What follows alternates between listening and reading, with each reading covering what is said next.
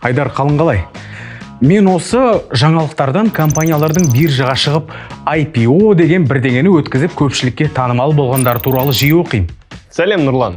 IPO бастапқы жария орналастыру дегенді білдіреді.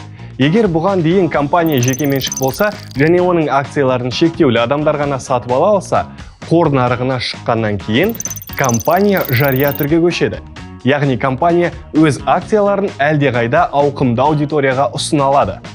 Сонда IPO кезінде компания акцияларын шығарады және оларды кез келген адам сатып ала алады ғой, Дәл солай. Бұдан кейін олар сол компанияның инвесторлары және ортақ иеленушілері атанады. Ал компаниялар IPO-ға не үшін қатысады? Егер компания ары қарай өсуді көздесе, оған қосымша қаржы керек.